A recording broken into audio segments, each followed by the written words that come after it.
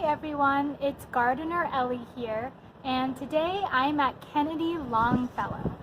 And last time we talked about making a classroom model of our rotting log. And today we're going to take a look at a living creature that maybe we have seen in the garden before. And we're going to make a model of this creature's habitat in the classroom.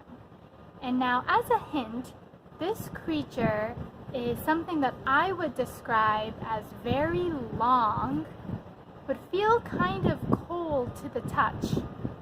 And I have seen it a lot in the garden. And let's see if any of you got it, but it's worms. So today we're talking all about worms because you are going to make a worm bin in your classroom.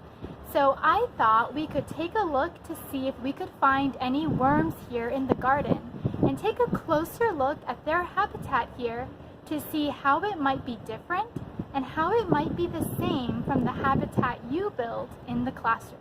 So let's go worm hunting.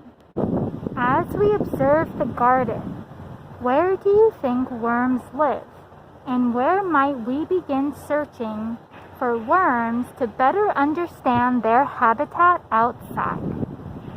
What do you all think?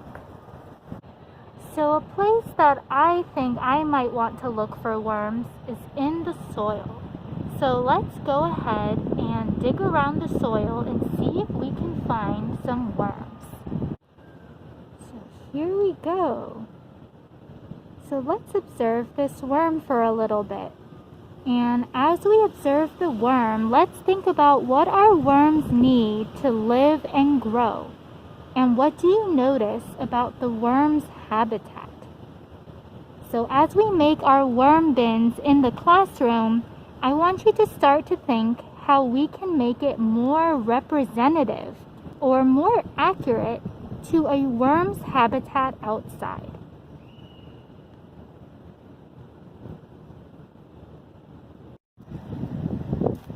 And we can take a close observation of our worm.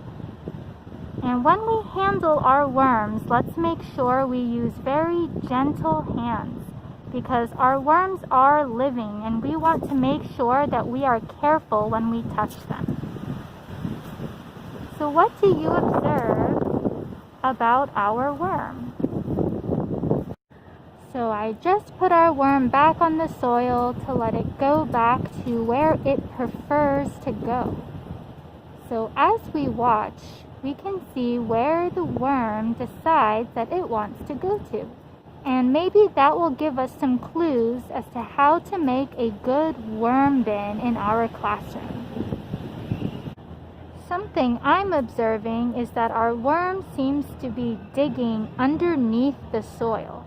And that makes me wonder if our worms like to live in the soil, and I wonder how deep. And maybe our worms like to be able to hide under things. What do you think? I'm curious to know what sort of observations you make about our worms. So while our worm is digging its way back into the soil, let's take a closer observation of the soil and even the garden bed that we found the worm in. So let's see, if I touch this soil, does it look dry or wet? And what do you notice about the soil? I wonder if this tells us anything new about what we think worms need to survive and grow. What do you observe? So I've been digging around in this bed and I haven't found any worms, whereas I found the worm pretty quickly in my other two beds. And one thing I noticed is this bed is our digging bed and there's nothing growing in here. And if I look at the soil a little bit closer, it's a lot more dry. So I'm really glad that we got to find some worms out here in the garden today. And I hope you had just as much fun as I did observing the worms a little bit closer and getting to be more familiar with the habitats that worms call home. And now, as we start to think about building a worm bin or an indoor worm habitat, I'm really curious to see what sort of observations you made and what we think worms need to be able to live and grow. And so I'm really excited to see if you make some worm bins in your classroom and how that turns out. And I'm also wondering how you might think your worm habitats inside might be both similar and different from the worm habitats out here in the garden.